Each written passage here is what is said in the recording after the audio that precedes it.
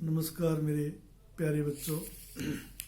आज हम कक्षा 12 के रहीम नामक पाठ का अध्ययन करना चाहते हैं। कल हमने बात की थी रहीम के दोहों की। दोहा संख्या हमने 13 तक पढ़ लिए थे।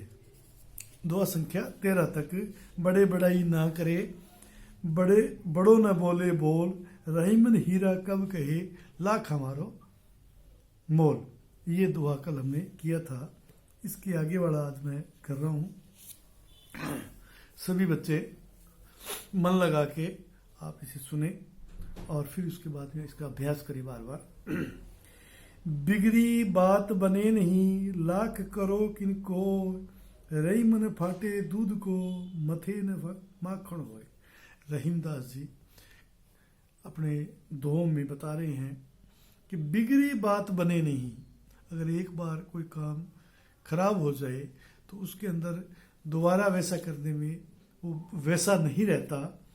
लाख करो किनको, एक बार किसी आदमी की बेइज्जती हो जाए तो वो कितनी भी मान लो प्रयास करे तो उसकी इज्जत वो वापस नहीं आ सकती। रहीमन फाटे दूध को, मथे न माखण होए। रहीमदास जी कह रहे हैं कि जिस प्रकार फटे हुए दूध से मक्खन नहीं निकलता, कितना ही आप इसको बिलो लो तो किसी काम का नहीं आएगा, उसमें मक्खन नहीं निकलेगा। इसी प्रकार किसी आदमी की अगर किसी की बेइज्जती हो जाती है, किसी मान लो कोई ऐसा काम हो गया जिस प्रकार कितने फिर प्रयास करो वो वापस उसकी इज्जत वापस नहीं आ पाती। प्रस्तुत दोहे के अंदर दृष्टांत अलंकार का सौंदर्य है। फिर उसके बाद में नेक्स्ट दुआ है, विपत्ति भय धन ना रहे, रहे जो लाख करोड़, नभ तारे छिप जात है, जो रहीम भय भोर। हमें रहीमदास जी शिक्षा दे रहे इस दोहे के माध्यम से कि आदमी को धन का गुमान नहीं करना चाहिए, धन का घमंड नहीं करना चाहिए। जब विपत्ति आती है, कोई भी समस्या आती है तो उसके अंदर धन अनाप शनाप लगता है। जिस प्रकार कोई बहुत बड़ी बीमारी आ जाए तो कितने ही पैसे हो तो लग जाएंगे, कोई नुकसान हो जाए बहुत बड़ा झटका लगता है आदमी को तो कितना भी धन है तो वो खत्म हो जाता है। विपत्ति भय धन ना रहे, रहे जो लाख करोड़, कितना ही लाख करोड़ आदमी के पास धन हो, विपत्ति के अंदर वो खत्म हो जाता है। नभ तारे छिप जात है, जो रहीम भय भोर। और नभ आसमान के अंदर जब सुबह होती है तो तारे छिप जाते हैं, उसी प्रकार उस धन का कोई वैल्यू नहीं है। जिस प्रकार मुसीबत आती है तो सारा का सारा धन, सारी उम्र की जो कमाई है वो फटाक से निकल जाती है। नेक्स्ट में, मांगे घटत रहीम पद, कितो करो बड़े काम, तीन पेग वसुधा करो, तो बावने नाम।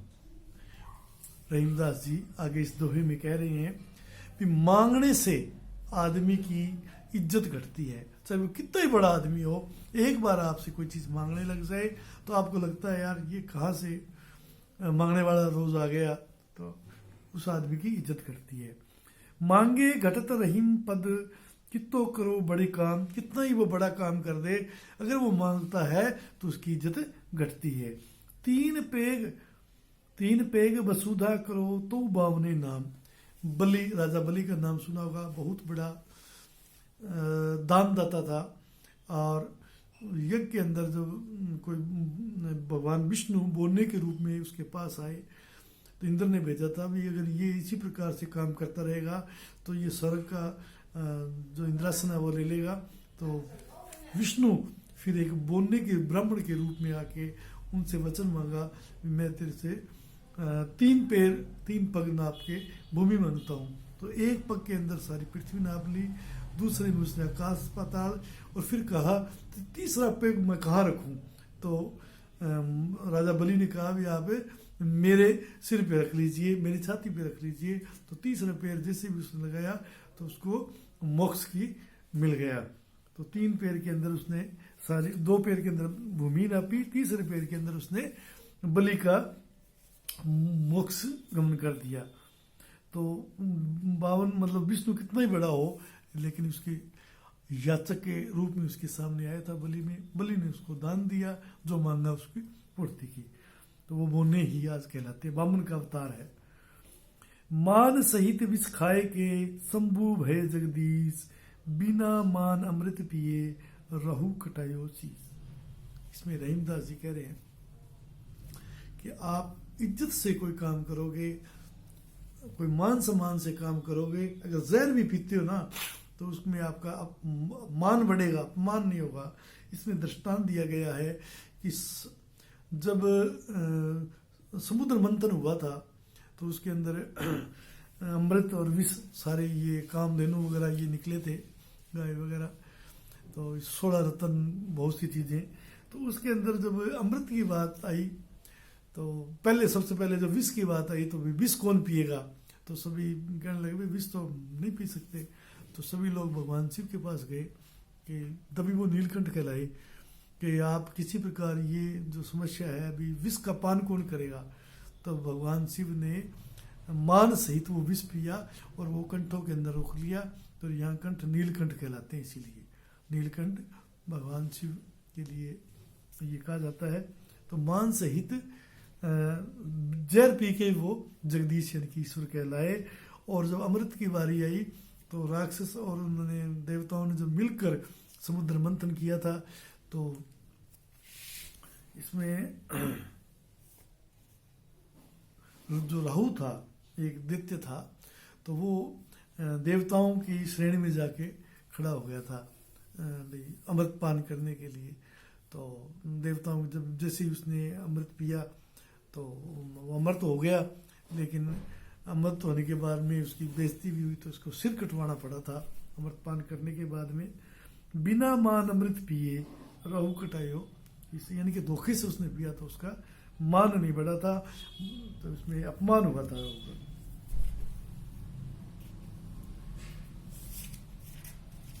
नेक्स्ट दुआ है अपना, रहीमन जीवा बावरी कह गई सर्ग पताल, आपू तो कई भीतर रही जूती खात कपाल। रहीमदास जी इस दोहे के माध्यम से आप लोगों को जो नीति के दोहे हैं उसमें बता रहे हैं कि आदमी को शांत मन से मीठी जुबान से बात करनी चाहिए।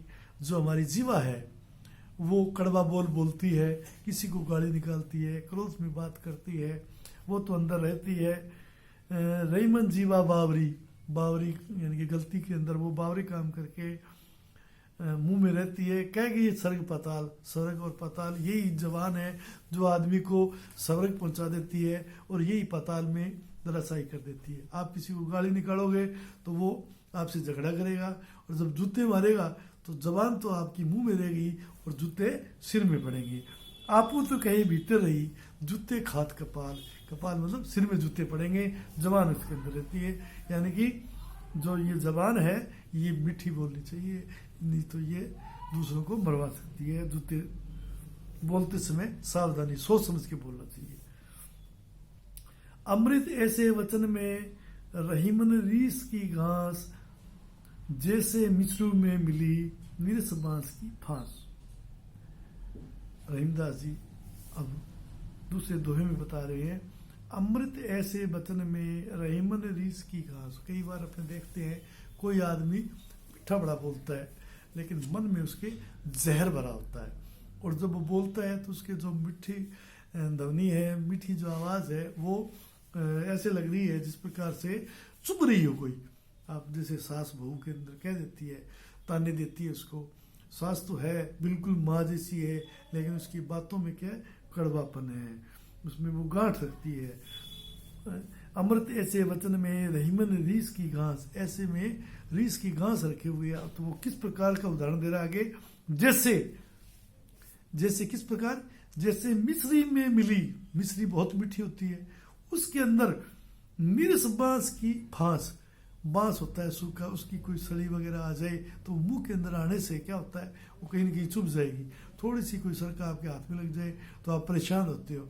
तो वो मीठी तो जरूर है मिश्री, लेकिन उसमें घास, इसमें कोई फांस अगर रह गई है, निरस बांस की फांस, तो निरस उसमें स्वाद नहीं है, तो वो मीठी जरूर है लेकिन वो जहर भरी है, उसके अंदर वो परेशान करने वाली है। तो मैं आशा करता हूँ कि ये दोहे आपके समझ में आए होंगे, आप इसका प्रयास करें। ठीक है, धन्यवाद, जय हिंद।